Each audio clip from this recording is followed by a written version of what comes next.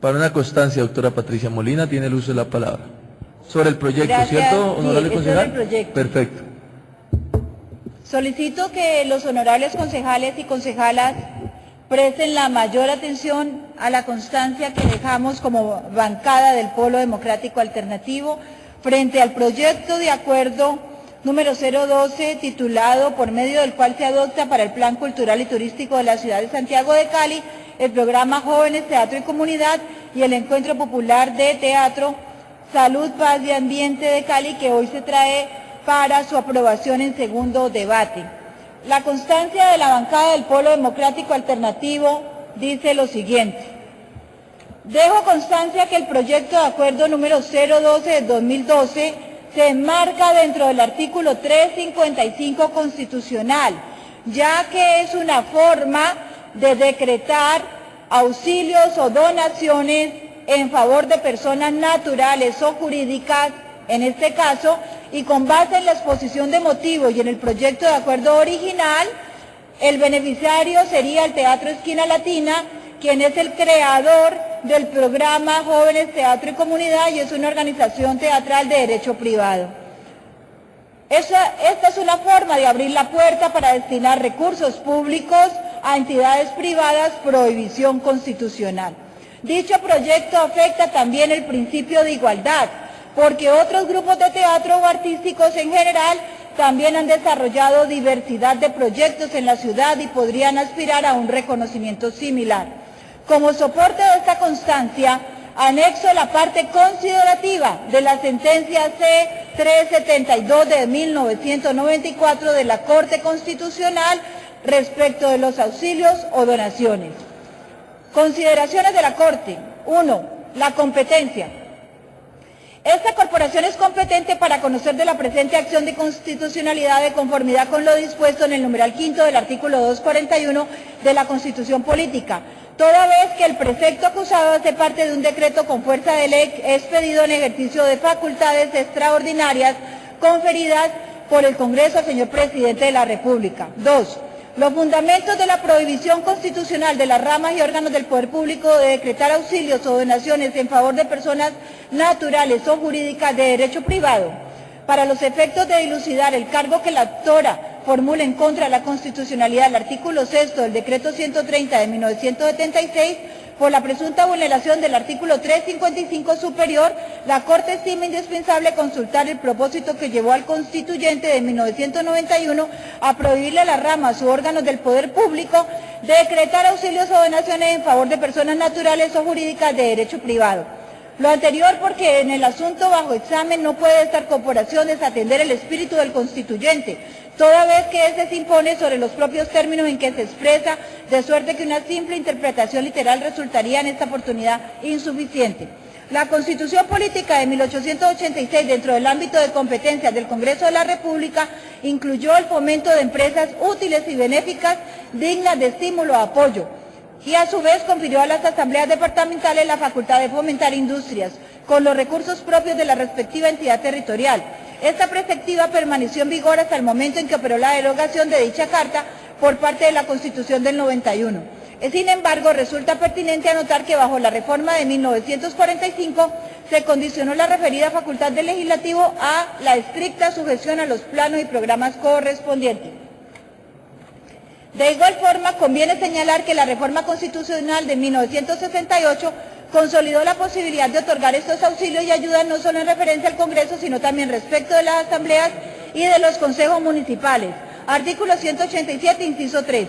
En lo que atañe al Congreso, el acto legislativo número 1 de este año reservó en forma exclusiva al Gobierno la iniciativa de los proyectos de ley sobre el gasto público, dejándoles a los congresistas como contrapartida por la pérdida de competencia y a título de excepción la libre iniciativa en los proyectos atinentes al fomento de las empresas útiles o benéficas dignas de estímulo o apoyo con estricta sujeción a los planes y programas correspondientes según los términos del ordinal 20 del artículo 76 superior. La compatibilidad y mutua correspondencia entre el interés público y el interés privado orientó la intención loable de procurar ayuda a entidades dedicadas al desarrollo de objetivos de índole social, cultural o de asistencia merecedoras de dicho apoyo. Concretamente, el constituyente de 1968 persiguió la finalidad de atender pequeñas necesidades que por su naturaleza pasaban inadvertidas para los grandes planes de inversión estatal, permitiéndole a los miembros del Congreso destinar los recursos a la atención de obras en sus comunidades con las cuales tenían especial interés y mayor contacto. Debe admitirse que el objetivo que en este campo la reforma de 1968 pretendía realizar se cumplió cabalmente durante las primeras etapas de vigencia de la misma. Las cuotas presupuestales que cada uno de los congresistas recibían eran invertidas en sus respectivas circunscripciones electorales para el impulso de empresas útiles o benéficas. Empero, bien pronto, prácticas politiqueras empezaron a desvirtuar el fin para la cual fue concebida la norma comentada, generando una distorsión de tal magnitud que vino a constituirse en una de las mayores fuentes de corrupción, desprestigio y envilecimiento de la función legislativa. La perversión aludida se valió del expediente de crear un sinnúmero de corporaciones o fundaciones privadas hacia las cuales se desviaron los recursos. Proliferaron entonces las actividades dignas de estímulo, las consiguientes instituciones y por ende las leyes de auxilios como mecanismo apropiado para conceder favores y obtener a cambio la conservación o el aumento de clientelas políticas.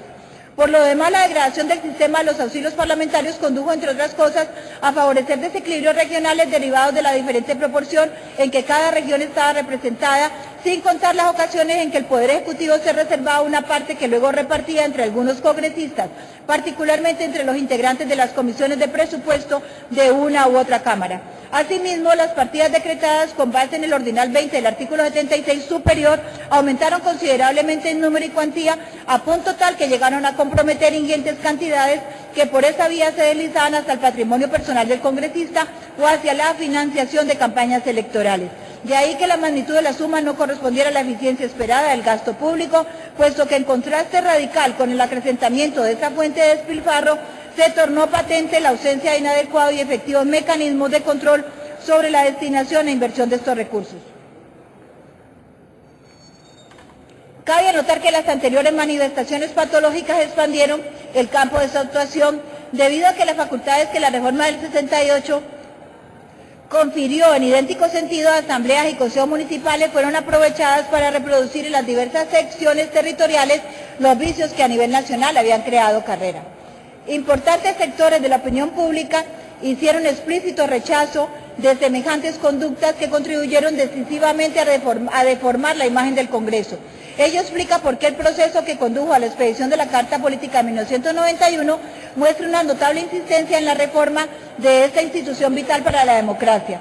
Por ello puede decirse que cuando el constituyente decidió eliminar los denominados auxilios parlamentarios, no solo a nivel del Congreso, sino también a nivel de las restantes corporaciones públicas de elección popular, no hizo otra cosa que otorgar la expresión jurídica a una voluntad política que de manera reiterada se ha mostrado contraria a la perpetuación de una práctica nociva que solía ocultar su verdadera fisonomía bajo el manto de pretendidas instituciones de utilidad común o de fundaciones de similar cometido.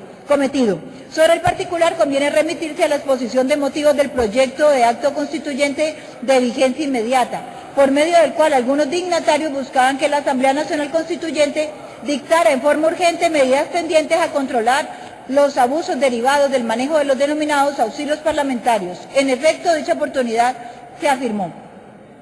Inicialmente todos los auxilios se destinaban para la ejecución directa por los municipios, juntas de acción comunal o agencias gubernamentales. A la vuelta de pocos años, sin embargo, alguien se inventó la figura de las fundaciones o corporaciones privadas como destinatarias de los recursos y se las ingenió para a través de ellas manejar autónomamente fondos públicos, prácticamente sin control fiscal, lo que permitió inclusive atender con ellos gastos o inversiones personales del congresista que decretaba el auxilio o el pago de activistas electorales o el directo soborno a jefes municipales o comunales.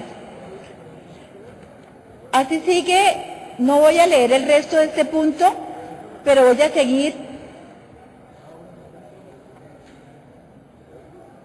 con la consideración 3. El artículo 6 del decreto 130 de 1976 y su relación con la prohibición constitucional de decretar auxilios.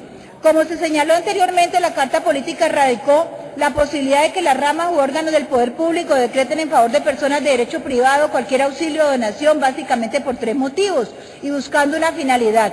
En cuanto a los motivos, conviene reiterarlos, se encuentran en primer lugar los evidentes efectos nocivos que suscitó una mala interpretación de la filosofía inspiradora de la reforma de 1968, que, en lugar de fortalecer la justicia social como norma directriz del gasto público, hizo que éste careciera de un control de ejecución.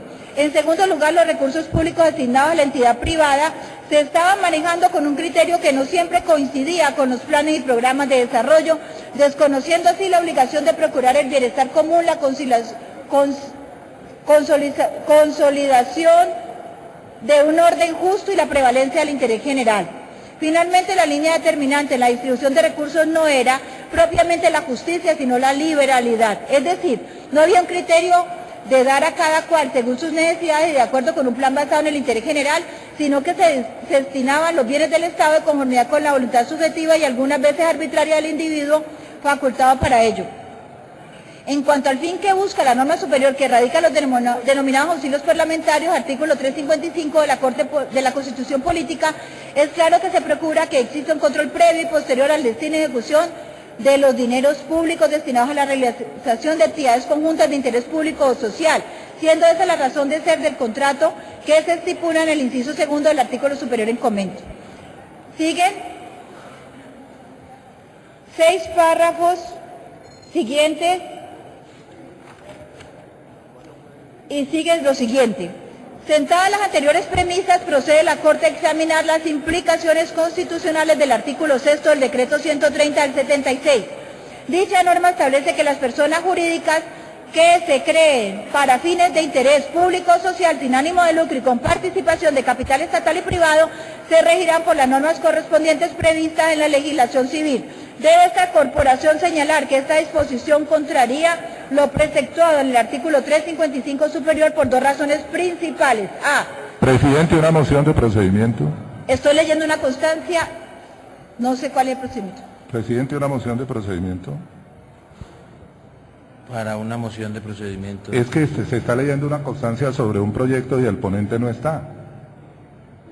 Las constancias no se discuten, doctor José Fernando. Prosiga No, con la constancia, doctora Patricia. No, es que el ponente no está, no se está discutiendo, el ponente no está. Del proyecto de acuerdo. Ok. Siendo así, entonces le pedimos al doctor Pinilla que ocupe su curul. Prosiga, doctora Patricia, con su constancia. Gracias, señor presidente. Doctor Pinilla, le solicitaría encarecidamente a usted como ponente que asuma la responsabilidad que le corresponde.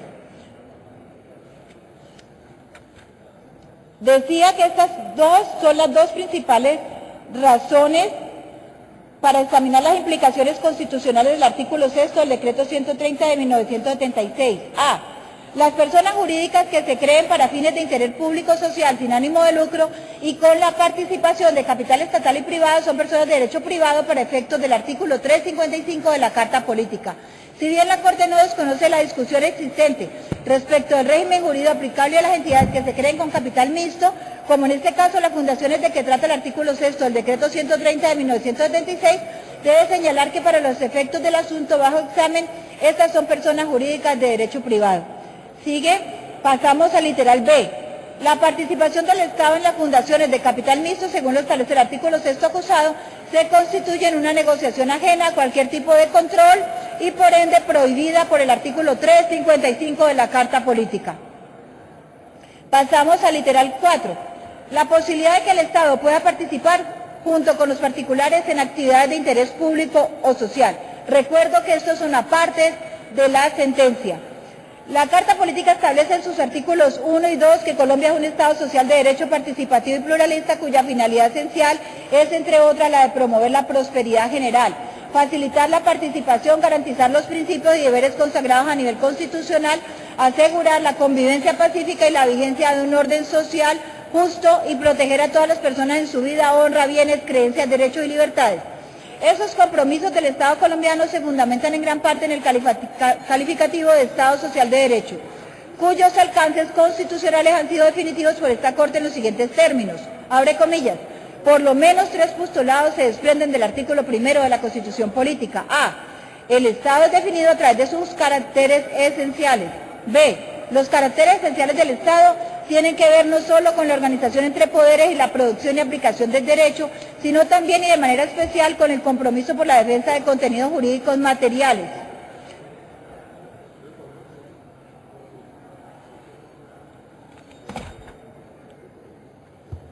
Siguen 10 párrafos de la sentencia y pasamos al punto 5, consideraciones finales de la sentencia. La declaración de inexequibilidad del artículo 6 del decreto 130 de 1976 por parte de esta corporación significa que en adelante las entidades privadas o mixtas sin ánimo de lucro que se sometan a un régimen de derecho privado solo podrán adelantar sus tareas y por ende recibir capital estatal si celebran un contrato con el Gobierno Nacional en los términos del artículo 355 de la Carta y de la reglamentación que se expida por parte de la rama ejecutiva del Poder Público. Ahora bien, el señalado contrato debe estar conforme a los postulados del Plan Nacional de Desarrollo, el cual hasta el momento no ha sido proferido por el Congreso de la República, bueno, etcétera, etcétera. Abre comillas, todo fin exige un medio proporcionado para su realización. De ahí que es natural que si el Estado tiene unos deberes esenciales, tenga también unos derechos para cumplir su misión. Aquí pues, los deberes son el título jurídico de los derechos consecuenciales. En otras palabras, si existe un deber esencial e inaplazable, existe también el derecho a cumplir con ese deber, el cual está prescrito a cargo del Estado. La Corte reconoce, sin embargo, que en este caso y ante el vacío jurídico existente, el derecho que permite al Estado el cumplimiento de sus deberes no está expreso, pero como el deber sí lo está, hay por lo menos una facultad tácita como derivación natural de un deber que no solo es irrenunciable. Adicionalmente, debe esta corporación señalar que el presente pronunciamiento se basa, como todos los de la Corte, en el deber constitucional de guardar la integridad y supremacía de la Carta Política, según lo prescribe el artículo 241 superior. Lo anterior supone que la Corte tiene pues una doble misión, unificada en guardar la supremacía integral de la Constitución, que consiste no solamente en garantizar la efectividad de esta como norma de normas, artículo 4 de la Constitución Política, sino en la permanencia incólume del Estatuto Superior como un todo integral. Decisión, doctor Pinilla, la decisión de la sentencia. En mérito de lo expuesto, la Sala Plena de la Corte Constitucional, oído el concepto del señor Procurador General de la Nación y cumplidos los trámites previstos en el Decreto 2067 de 1991, administrando justicia en nombre del pueblo y por mandato de la Constitución, resuelve declarar inexequible el artículo 6 del Decreto 130 de 1976, mediante el cual se anulan o se caen, se revocan los auxilios parlamentarios o las donaciones, como en este caso. Ahora, los honorables concejales y concejalas, hay algo adicional en la constancia, y es la siguiente. Adicionalmente, señor secretario, para que me sirva, por favor, adicionalmente, el proyecto de acuerdo número 012 presentó su ponencia para segundo debate en un tiempo que excede lo mandado por el artículo 166 del reglamento interno del Consejo de Cali, que señala que la ponencia para segundo debate deberá presentarse 3 días después de haber sido aprobado en la comisión. Firma la constancia Patricia Molina Beltrán, concejal, bancada Polo Democrático Alternativo. Con esta constancia dejamos claro que la bancada del Polo Democrático Alternativo se niega a incurrir en una falta gravísima, por cuanto los auxilios parlamentarios y las donaciones no son permitidos por nuestra normatividad vigente, ni por nuestra Constitución. Y al establecer el apoyo permanente a un programa que además es creación de una entidad privada, estamos básicamente decretando una donación permanente. Estamos incurriendo en una grave falta. Adicionalmente, como lo dije en el reglamento nuestro del Consejo de Cali, estamos vulnerando la propia normatividad que nos rige, pues el artículo 166 es claro en establecer los términos dentro de los cuales se tiene que entregar la ponencia para segundo debate después de haber sido aprobada en primer debate. Y la ponencia debía haber sido entregada a 3 días después, no dice ni antes de 3 días, ni después de 3 días. 3 días exactos después de haber sido aprobada en comisión. Este proyecto no entregó su ponencia para segundo debate, sino más de un mes después. Y el secretario de la corporación así lo debe certificar, porque así está el recibido de la segunda ponencia por parte de nosotros los concejales. Por tanto, el hecho de desconocer y vulnerar la propia norma que nos rige puede constituirse, tal vez incluso, en un posible prevaricato. Gracias. Gracias, doctor Rueda. A continuación tiene el uso de la palabra la doctora Patricia Molina. Gracias, señora presidenta. Yo hago parte de la Comisión de Institutos y la verdad tengo que dar fe de que el informe de comisión no corresponde a la realidad. O la presentación de la ponencia, incluso la presentación de la ponencia tiene que obligatoriamente contemplar todos los hechos que se dieron durante el debate, ¿cierto? Pues resulta que yo fui el único voto negativo en este proyecto de acuerdo, pero no solo eso. Yo presenté un escrito que se aparta del informe de la comisión. Entonces, eso no está incluido allí, que debe estar ahí por lo siguiente, porque para poder hacer un debate real, concreto, además acorde a los hechos que sucedieron en el debate, para que contemple todo, tenga el contenido completo, todos los concejales y concejales deben de conocer qué se dio en el debate, primer debate. Y al haber la omisión de una cantidad de hechos que se dan en el debate, que la bancada del Polo Democrático dejó ahí una argumentación concreta de por qué no votaba favorablemente el proyecto, pero además de ello presentó un informe, un escrito apartándose del informe, cosa que no está ahí contemplada, se está faltando a la verdad y estamos generando, un engaño, una situación engañosa para hacer este segundo debate. Yo quiero dejar claro una cosa, doctor Pinilla, y a todos los demás concejales y concejalas. Yo no tengo nada contra el Teatro Esquina Latina. Yo quisiera, es más, considero que es un deber del Estado, a través de su gobierno, que es el que maneja los gobiernos, que manejan los recursos públicos, antes por el contrario, fomentar la labor que desarrollan muchas organizaciones que finalmente salen supliendo la responsabilidad del Estado, asumiendo sobre sus hombros la responsabilidad del Estado. Yo no tengo nada contra Esquina Latina, ni tampoco lo tengo contra mucha gente que conozco, qué decir, al contrario, contra Cali Teatro, contra La Máscara, lo que sea, uno tiene todo mi reconocimiento, pero eso no implica que yo vaya a poner en riesgo la curul del Polo Democrático Alternativo, ¿cierto?, actuando de manera contraria a la ley y a la Constitución. Esa realmente es una verdadera razón, ¿sí?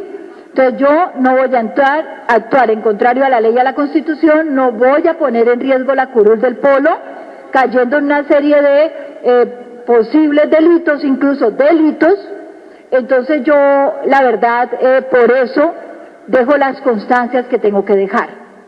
Distinto es que nosotros aquí, como Consejo de Cali, hagamos la pelea que corresponde para que los presupuestos de cultura y de todo lo demás sean invertidos en lo social y que les dé la oportunidad, en igualdad de condiciones, a todas las organizaciones que están desarrollando esta labor, que es la que necesita la población y en especial los niños y los jóvenes en especial. Yo la verdad dejo entonces constancia que el informe de comisión es no corresponde a la realidad, omite hechos concretos, o sea que es engañoso y que eso también se constituye en algo bastante delicado en mi criterio, porque yo hago parte de la comisión. Muchas gracias. Gracias, doctora Molina. Gracias, señora presidenta. Quiero finalmente ratificar que es nuestro mayor deseo que desde los recursos públicos que todos pagamos haya inversión social. Y la cultura es uno de los elementos más importantes para la inversión social. Sin embargo, no obsta que nosotros como corporación, y más como que somos parte de lo público, tomamos decisiones, tienen que ser en el marco de la Constitución y la ley.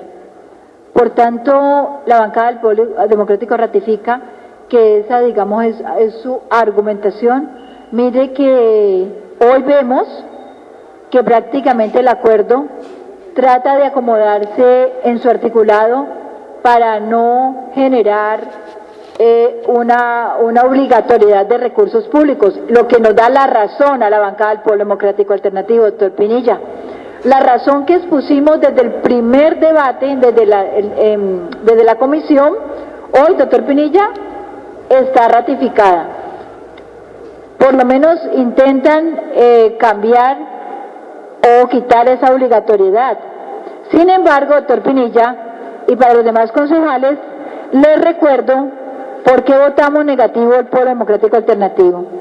Les recuerdo que la exposición de motivos hace parte integral del proyecto, ¿cierto? Y en la exposición de motivos hay varias cosas que jamás se resuelven. Por ejemplo, en la exposición de motivos nunca se presentó las viabilidades que eran necesarias por parte de la Secretaría de Cultura. Aquí nunca está, digamos, nada de ello, en el caso pues de que tuviera el tema presupuestal. Hoy vemos que el proyecto cambia radicalmente, que es una de las dudas jurídicas que queda. Pero además se habla de que se adopte, sigue en la exposición de motivos, adopte el programa como patrimonio cultural del municipio de Cali, de Santiago de Cali. Por ejemplo, no sabemos hoy si hoy ya es patrimonio cultural, que es lo que yo entiendo, el programa Jóvenes Teatro y Comunidad, así se dice acá. El programa Jóvenes Teatro y Comunidad y el Encuentro Popular de Teatro, Salud, Paz y Ambiente como patrimonio cultural. O lo es, o se está pidiendo que se adopte. Eso no se hace en el articulado. ¿Me explico? ¿Me explico?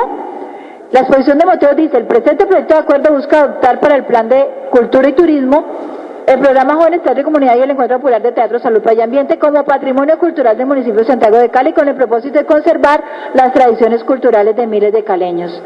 En el articulado nosotros no tenemos nada que ver con la exposición de motivos y el objetivo que aquí se planifica, ¿sí?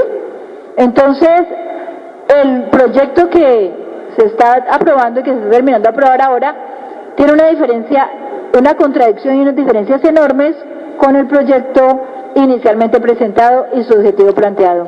Muchas gracias.